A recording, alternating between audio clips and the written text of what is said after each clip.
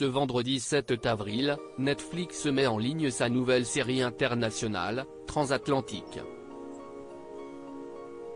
Se déroulant à Marseille pendant l'occupation, la série suit les aventures des résistants Varian Fry et Mary Jane Gold. Une série historique se situant à une période à laquelle l'arrière-grand-père de Grégory Montel a agi en héros. Ce mois d'avril commence sur les chapeaux de roue pour Netflix. La plateforme multiplie les sorties de séries intenses pour la première semaine du mois. Hier c'était la mise en ligne d'Acharné, dans laquelle l'humoriste Ali Wong joue une automobiliste en plein burn-out. Aujourd'hui, ce n'est pas une, mais deux séries que la plateforme ON Rouge met en ligne.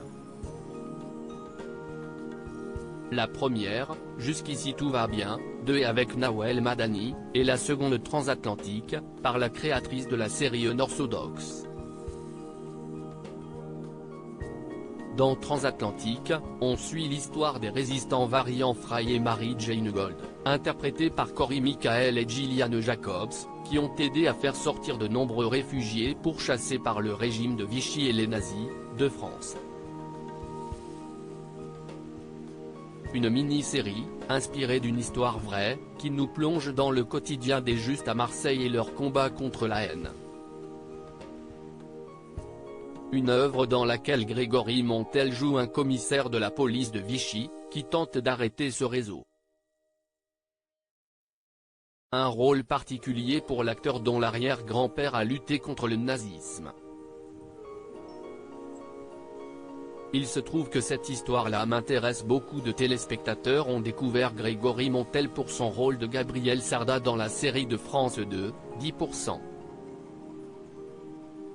Une série française que Netflix a permis de faire connaître à l'international, et notamment aux États-Unis, sous le titre de Call My Agent. Un succès populaire, qui a permis à Camille Cotin de s'exporter à Hollywood, et aujourd'hui à Grégory Montel d'être à l'affiche de la série Transatlantique. Avant d'avoir le rôle, il a été contacté par la créatrice de la série pour un déjeuner, comme il le raconte à la Provence, un jour j'ai reçu un coup de fil d'Anna Winnegar. Nous sommes allés déjeuner au restaurant chez Michel et le courant est tout de suite passé.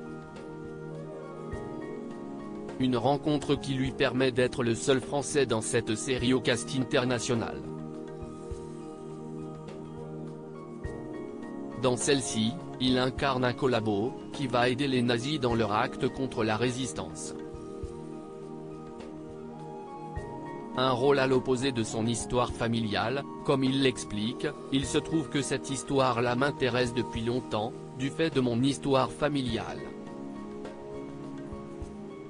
Mon arrière-grand-père, le capitaine Victor Arnoux est un grand résistant, la place du village où j'ai grandi dans les Hautes-Alpes porte son nom, ainsi qu'une rue à Digne.